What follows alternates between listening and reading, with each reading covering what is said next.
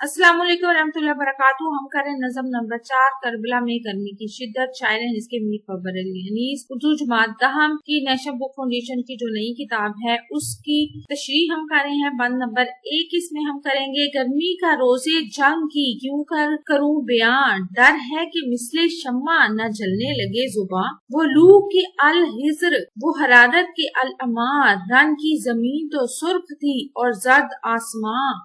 आबे खुन को खल्क तरसती थी खाक पर, गोया हवा से आग बरसती थी खाक पर। उसकी तशरीह की तरफ चलते हैं। शायर इस बंद में मैदाने करबला में गर्मी की शिद्दत को बयान करते हैं और खास तौर पर वो 10वीं मुहर्रम के रोज जो गर्मी अपने अरूज पर थी, जो गर्मी की शिद्दत थी उसको बयान करते हुए कहते हैं कि उस रोज गर्मी की शिद्दत का ये आलम था कि मैं उसे अपने अल्फाज में बयान नहीं कर सकता, और अगर मैं अपने अल्फाज में बयान करना चाहूँ तो मुझे ऐसा महसूस होता है कि जैसे गर्मी की शिद्दत की कैफियत को अगर मैंने बयान किया तो मेरी जो जुबान है वो उस शिद्दत और तपिश की वजह से शम्मा की तरह जल ना जाए। सहरा में हवा के झोंके भी गर्मी की शिद्दत की वजह से इतने शदीद गर्म थे कि लोग अल्लाह ताला की अमान तलब कर रहे थे, अल्लाह ताला की पनाह मांग रहे थे।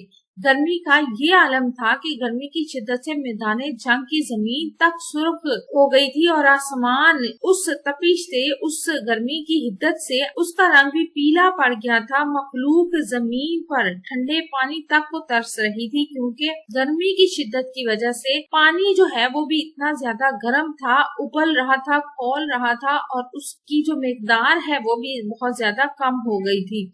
हर तरफ से अल अच की आवाजें सुनाई देती थी। हर कोई अल्लाह ताला की पनाह मांग रहा था। यूं मालूम होता था जैसे हवा से जमीन पर आग बरस रही हो, यानी हवा में भी इतनी ज्यादा तपिश और हरारत थी कि वो जमीन पर मौजूद हर चीज को झुलसा रही थी गर्मी की शिद्दत की वजह से।